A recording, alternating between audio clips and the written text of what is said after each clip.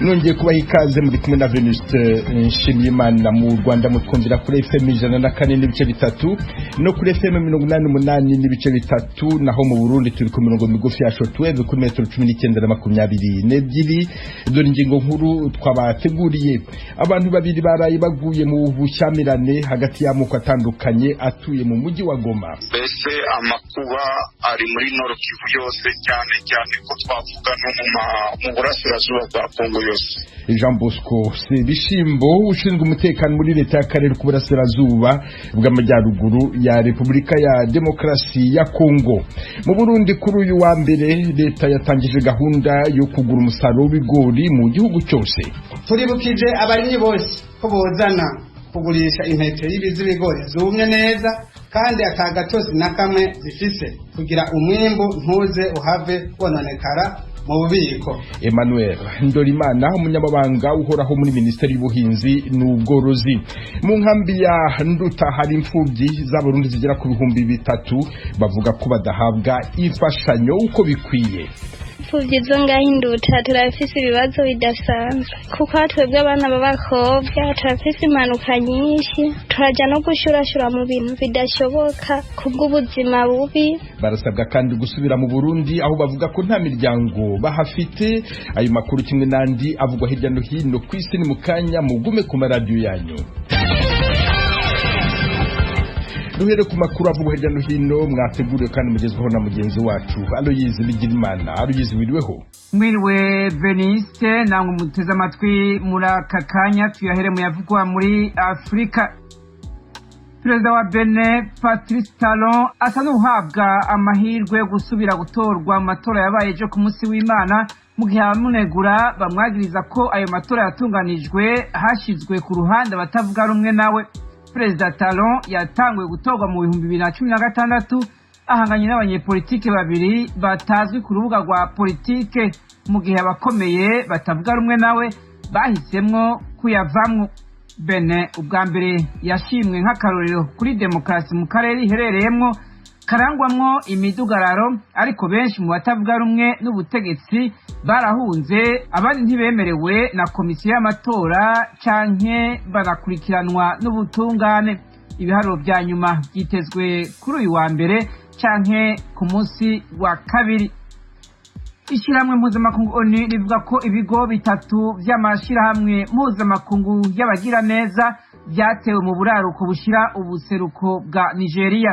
Nta muhari wemeye ko ari uwagavye ivyo bitero mu gisagara ca Damasak mw'ijoro ryo ku munsi wa gatandatu, ariko hakekwa umuhari w'intagondwa z'abayisilamu ziyonkoye kuri Boko Haram witwa ISWAP. Uwo muhari wamugabisha abanyenigeria ko bazoterwa igihe cose bazokorohereza abashirahamwe y'abagira neza akorera mu buraruko bushira ubuseruko bw'igihugu. Rimwe muri ayo mashirahamwe ryamuka muri Norvege kandi rifasha impunzi ryavuze ko imiduga yaryo ikoreshwa mu guha imfashanyo abasivile yasambuwe muri ico gitero. Abategetsi bo mu nzego z'ibanze bavuze ko abarwanyi basahuye imiti mu ivuriro ryo muri ico gisagara ca Damasak, bongera biba imodokari ya Rusehabaniha, ariko barateshejwe bagira baturire iryo vuriro. Abantu bane baratowe bapfuye ejo ku munsi w'Imana mu bwato bwari butwaye abimukira 23 hafi y'izinga Canary ryo muri Espagne. Abategetsi bavuze ko abantu 10 muri bo barokotse baremvye cyane. Abantu bashika kuri 20 baramaze gufa muri ayo mayira aja mu Burayi kuva mu ntango z'uyu mwaka. Ibitigiri by'abimukira bajabuka kuri uwo mugabane byariyongereye mu myaka iheze, aho abashika 3,400 bashitse muri iryo zinga rya Canary hagati y'ukwezi kwa mbere n'impera y'ukwezi kwa gatatu uyu mwaka. Ugeranije abari munsi y'ico gitigiri muri ico kiringo nyene mu mwaka wa 2019. Washington, ijwi rya Amerika. Muyavugwa mu makungu, umushikiranganji wa Leta z'Ubumwe za Amerika yarifatiye mu gahanga Ubushinwa ejo ku munsi w'Imana abwagiriza kuba bwarikweze mu gushira ahagaragara ikiza ca corona. Haraheze umwaka urenga. Anthony Blinken yabwiye televiziyo NBC muri Amerika ko ibi byatumye uwo mugera urandagata ku isi yose. Umushikiranganji Blinken avuga ko yiyumvira ko Ubushinwa bwabimenye hakiri kare kandi butakoze ico bwari bukwiye gukora mu kutorohereza abahinga mpuzamakungu bakinjira muri ico gihugu no guhanahana amakuru ndetse no gushira ibintu ku mugaragaro. Gushika ubu Ubushinwa ntaco buravuga kuri ivyo byavuzwe n'uwo mushikiranganji Blinken. Blinken asaba ko amatohoza yimbitse ku mamuko y'uwo mugera mu gisagara ca Wuhan mu Bushinwa kugira hakingwe ko vyongera kuba muri kazoza. Umushikiranganji wa Leta Zunze za Amerika wo kwivuna abansi Lloyd Austin yashitse muri Israel cyo ku munsi wa mbere ahashitse ubwa mbere mu rugendo rw'iminsi 2 muri ico gihugu cyo mu buseruko bwo hagati.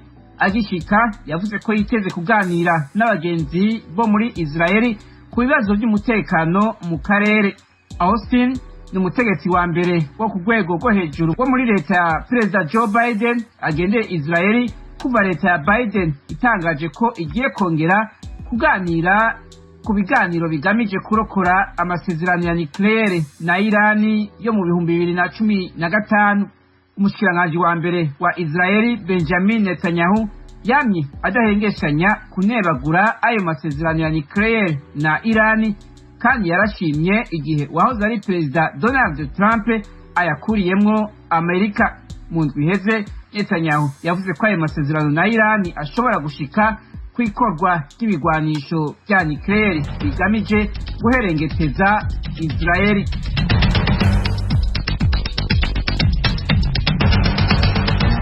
Urakoze Aloyize Bigirimana. Mukomeje kumva ijwi ry'Amerika yumvikana kuri FM 104.3 no kuri FM 88.3 ya radio y'inshuti ya bose mu Rwanda.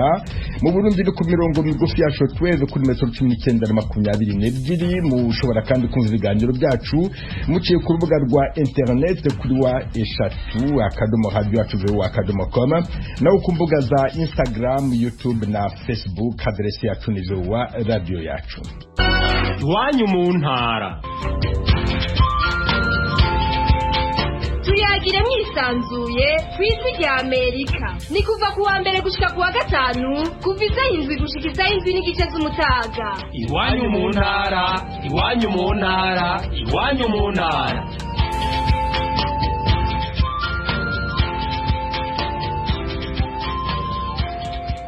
Abantu babiri baraye baguye mu bushyamirane hagati y'urubyiruko rw'abanande n'urubyiruko rw'abakumu batuye muri quartier za Buhene na Ngangi mu mujyi wa Goma.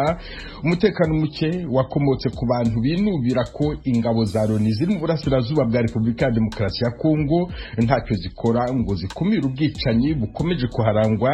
Ibisobanuro twabihawe na Minisitiri Jean Bosco Sebishimbo ushinzwe umutekano muri leta y'akarere ku burasirazuba bw'amajyaruguru. Murabizi ko tumaze ibihe dufite ibibazo mu mijyi 3 ya Nord-Kivu. Saturanye na burabwicaje kugera mu Kigezi. Urabizi ko imijyi yose abantu bararakaye bavuga ati kuki ubwicanyi burenze kamere bakomeza kandi ese onira ifite imbaraga muri aka karere. Izo mbaraga zose zikora iki kugira ngo zakarike burabwicaye?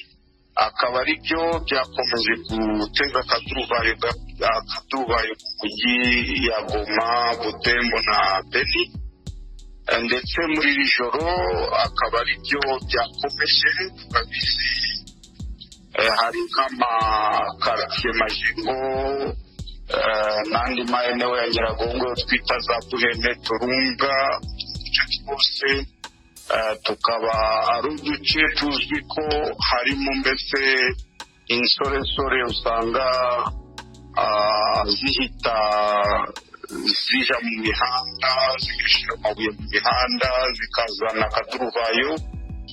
Akaba ari ako kaduruvayo mbese twakomeje gukurikirana ijoro ryose maze tukaza kwitana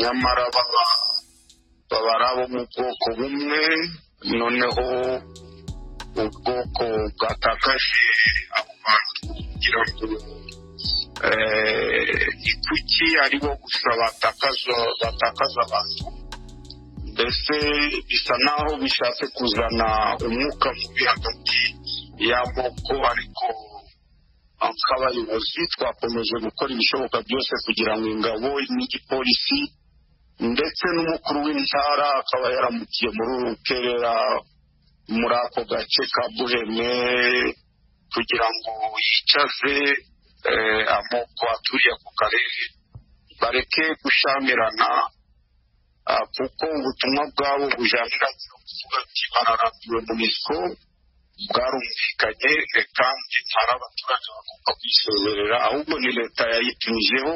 None umutekano wifashe ute mu turere dutandukanye ko dufite amakuru avuga ko mu gitondo bari bagishamiranye? Nibyo koko mu Rukerera byari bikomeye, ariko ingabo zarushijeho gushyiramo imbaraga ndetse n'inzego za gipolisi, natwe aba autorité civile turishijeho guhamagarira abantu mbese basubize umutima mu gitereko kugira ngo bareke leta yonyine n'imbaraga zayo aba ariyo ikomeza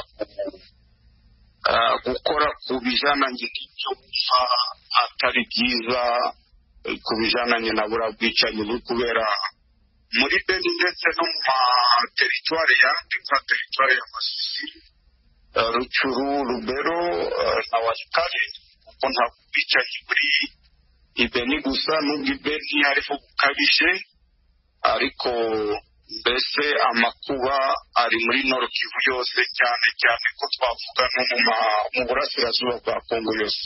Abamaze guhitanwa n'ubwo bushyamirane bose hamwe abo mumaze kumenya ni bangahe? Ni babiri bishwe ijoro, ariko mu Rukerera hakaba habaye ikintu cyo gusa no kwihorera, abantu babyuka bari gutwika amazu, akaba ari byo bibazo mbese ingabo zahanganye nabyo kugira ngo zihagarike icyo kibazo cyo kwihorera cyo gutwika amazu. Ubu ngubu umutekano ukaba urimo kugaruka, ndetse intara akaba yimuriye ibiro bye muri ako karere ka Buhene hafi y'umujyi wa Goma. Ubu nimwe ari gukorera kugira ngo arusheho kwigisha abaturage imibanire, ari kumwe nabo nakwita abanotable cyangwa se abantu bafite ijambo muri ako karere. Murakoze. bakunze baradijwe rya Amerika mutuye mu burasirazuba bwa Repubulika ya Demokarasi ya Kongo, bararikire kujya mukurikira ibiganiro byacu ku maradiyo akurikira: Radio Communautaire La Voix de Mikeno ibunagana ni ku murongo wa FM 99 n'ibice birindwi. Radio Ngoma na Amani mu mujyi wa Baraka kuri FM 88 n'ibice 8. Radio Baraka FM nayo mu mujyi wa Baraka ku murongo wa FM 94 n'ibice 4. Radio Communautaire de la Vérité ikorera mu mujyi wa Kiwanja kuri FM 99. N'abadukurikira bari mu majyepfo ya Uganda mwakumva ibiganiro byacu kuri Radio Ijwi Riyobora Voice of Muhabura ku murongo wa FM 88 n'ibice 9. Ni Radio Ijwi ry'Amerika iminsi yose kuva kuwa mbere kugera ku cyumweru. Perezida Museveni wa Uganda hamwe na mugenzi we Samia Suluhu Hassan wa Tanzania barayi basinyanye amasezerano y'ubufatanye mu kubaka umuyoboro wa peteroli uturuka uyima muri Uganda ukagera ku cyambu cya Tanga muri Tanzania. Bwari ubwa mbere perezida mushya wa Tanzania asohotse mu gihugu kuvaho asimburiye nyakwigendera John Pombe Magufuli witabye Imana mu kwezi gushize. Inkuru ya Ignatius Bahizi muri Uganda. Aya masezerano y'inyabutatu yasinywe hagati y'abategetsi b'ibihugu byombi hamwe n'amashirahamwe abiri agiye gushora umutungo mu kubaka uwo muyoboro wa peteroli. Ishirahamwe rya Sinopec ryo mu Bushinwa hamwe na Total yo mu Bufaransa. Nubwo umunsi wo gutangira kubaka uyu muyoboro utatangajwe, aba baperezida bombi bafite icyizere yuko ko uzazana iterambere mu bihugu byabo hamwe no mu karere ka Afurika y'Uburasirazuba muri rusange. Ibi byabanje kwemezwa na perezida wa Tanzania Samia Suluhu Hassan. The signing of this agreement is an auspicious occasion, not just for Uganda and Tanzania, but the entire East Africa region. As we are all aware, Ati uyu muhango wo gusinya amasezerano ntabwo biri mu nyungu za Uganda na Tanzania byonyine, ahubwo bizafasha akarere ka Afurika y'Uburasirazuba kose. Uyu mushinga uzagira ingaruka ku mibereho rusange y'abaturage b'ibihugu byacu. Ibihugu byombi bizungukamo imisoro, ariko nanone uzatanga akazi mu gihe gito no mu gihe kirekire ku bantu bafite ubumenyi buhagije ndetse n'abakoresha amaboko yabo, cyane cyane urubyiruko. Byizeye ko abantu 10,000 ari bo bazaronka akazi muri uyu mushinga kuva aho uzatangirira kugera ku maherezo yawo. Expected to be created during execution and upon its completion. Perezida Suluhu Hassan wakoze uruzinduko rwa mbere hanze y'igihugu cye kuva habereye perezida mu kwezi gushize, yibukije ko uyu muhango rero wateguwe kuzaba ku itariki 22 z'ukwezi gushize, akaba ari kuzitabirwa n'uwo yasimbuye perezida John Pombe Magufuli waje kwitaba Imana ku itariki 17 habura iminsi mike cyane kugira ngo aze muri Uganda gusinya amasezerano. Nyakwigendera Magufuli yashimagijwe kuko yarashishikariye iyubakwa ry'uyu muyoboro, kandi ibiganiro byo kubaka hagati na perezida Museveni akaba byari byaratangiye mu 2017. Abitabiriye umuhango bafashe umunota wo guceceka bibuka no kunamira perezida Magufuli. Ku ruhande rwe, perezida Museveni yavuze ko anejejwe nuko uyu muyoboro ugiye kubakwa muri Tanzania, kandi ukaba hari inkunga ushobora kuzongera ku iterambere ry'icyo gihugu, kubera ko Tanzania yitangiye Uganda na Afurika muri rusange mu bintu byinshi, cyane cyane mu ntambara zo kubohoza ibihugu bitandukanye bya Afurika, hamwe no gufasha Uganda kurwanya ubutegetsi yise bubi bwari muri Uganda muri za 70 na 80. Museveni yasobanuye ko peteroli ya Uganda itangiye gucukurwa yazatuma igiciro cy'amavuta mu bihugu bya Afurika y'Uburasirazuba bigabanuka kuko bizaba bitakikura kure cyane.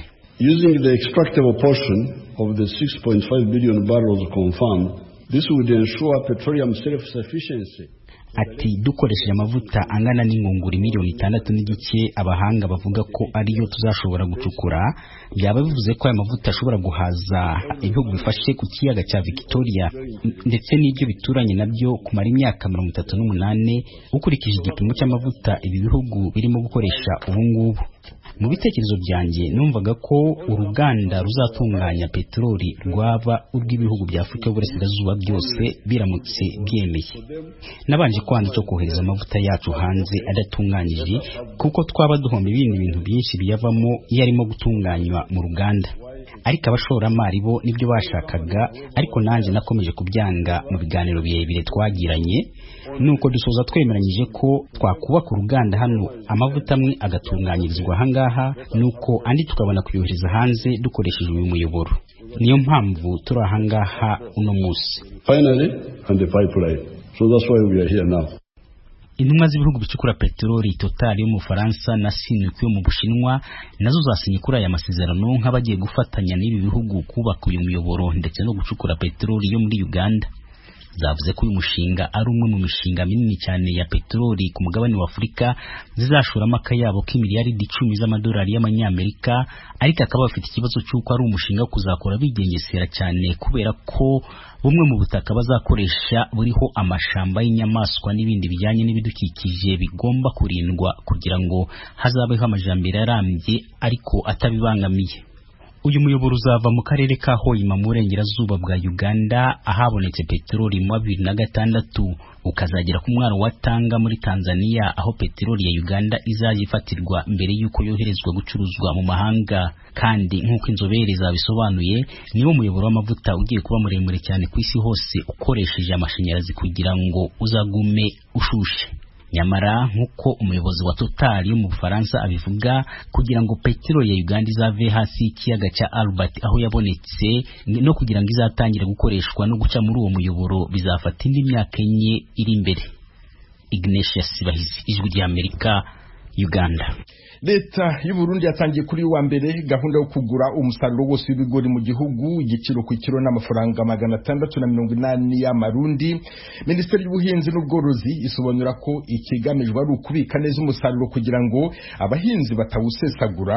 Leta yubatse ibigega mu makomini yose y'igihugu yo kubika umusaruro w'ibigori.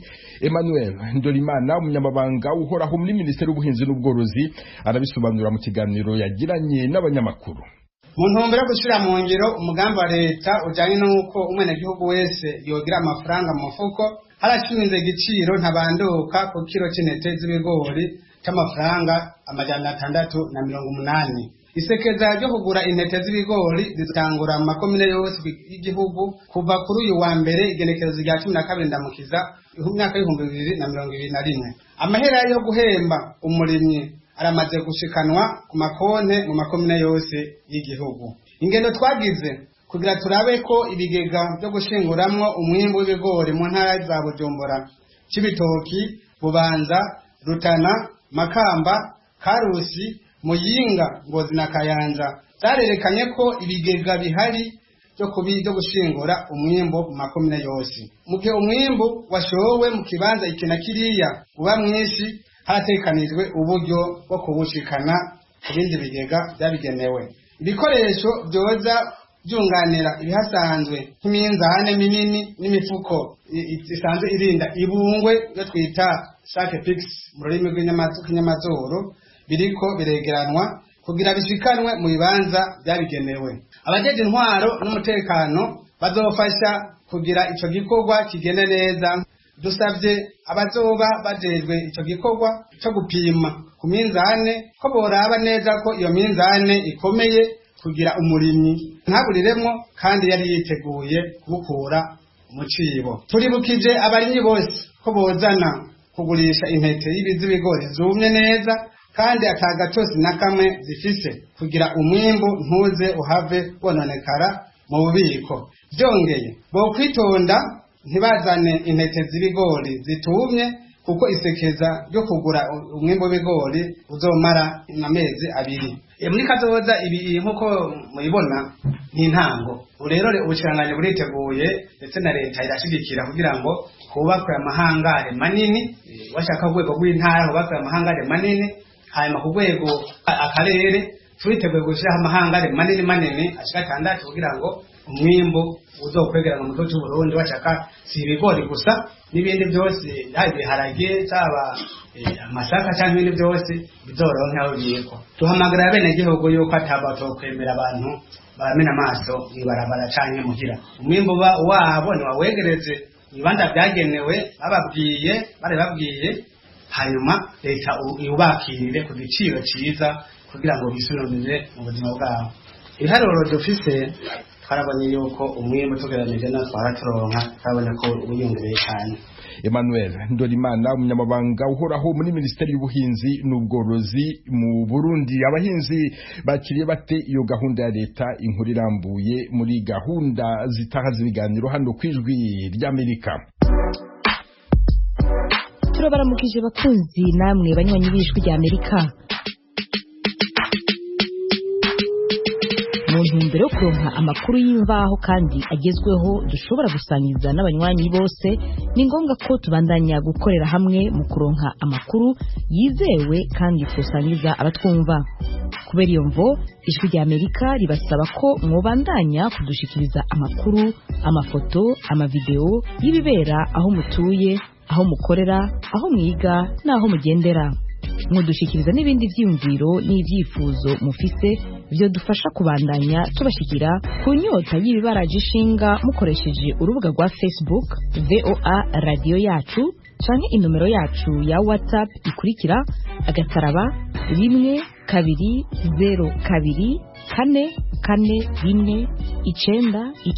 *120224193 Ijwi ry'Amerika ni radio yanyu. Mu nkambi ya Nduta muri Tanzania hari imfubyi z'abarundi zigera ku 3,000 bavuga ko badahabwa imfashanyo ku buryo bukwiye kandi bagashishikarizwa gusubira mu Burundi kandi nta miryango bahafite.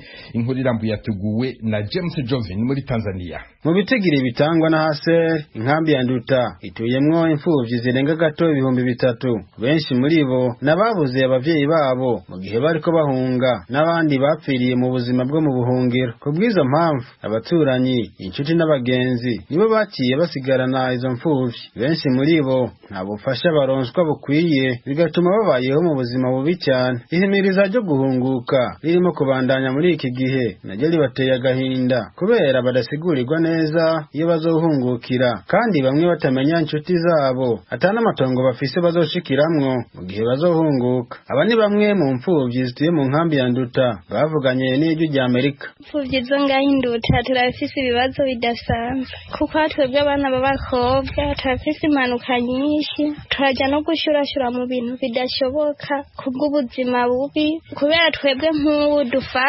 bifatiye nk'ibintu byo guhunguka nta na hamwe dufise tuzohungukira kubera tudafise abavyeyi. Nk'ubu dufata akarorero nka jewe nta mama afise kandi nta papa afise, nzohungukira nja hehe? Mudufashe rero ubufasha yuko tworonka aho tuzoba, cyangwa mudufashe mwebwe nyene mufise ububasha. Nk'ubu bishitse nk'abantu baguma bavuga ngo guhunguka, twebwe tuja mu gahundwe ko guhagarara twoja hehe? Cyangwa benshi hariho abazoca baja mu burara, cyangwa bamwe bakicwa babura iyo baba. None twebwe twagomba nka mwebwe aba UN na leta mudufasha kugira ngo turonke kungene tuzobaho na twebwe. Tubona abandi b'abavyeyi bahamiriza ihunguka, tukabona bagenda bene bazobafasha, natwe n'abavyeyi dufise twosaba ubufasha muzodufasha. Twebwe ntitugera aho tuba, twumvise no guhunguka tukumva n'umutima uhagaze kuko twebwe ntitugera aho tuba, nubwo mwaraba kuri mukadufasha. Nka twebwe mu Burundi twatubayeho nabi, abavyeyi bacu barapfuye nta matongo dufise. Bamwe mu bavyeyi bareze izo mfuvyi nabo amaganya ni menshi, bemeza yuko imfashanyo zidakwiye. Ico kibazo kigatuma abandi bomokera nyuma y'inkambi gushaka ubuzima naho bahurirayo n'ibibazo ntangere. Aba ni bamwe mu bavyeyi bareze imfuvyi mu nkambi ya Nduta. Hariho benshi nk'abarezi bari ngaha mu nkambi ya Nduta, abana ntibagisha pfunyi ruguru, ntibagira se ntibagira nyina. Natwe iyo twaje tuva dufise umutekano muke, ntitugisha pfunyi ruguru, ntitugiye tuja niyo tuva. Nukuri amaborogo yacu byari byiza nk'uko bari kutwegera bakaza bakanaturemesha, bamaze kuturemesha tukaronka amahoro natwe mu mutima, twicaye dutekanye. Kubw'ivyo biratubabaza cyane ko n'abana haragira ahantu bashaje inyuma y'inkambi, bamwe bagatwara inda z'ishushu, abandi bakishirwayo. Muri ivyo vyose bituma umuntu atamahoro.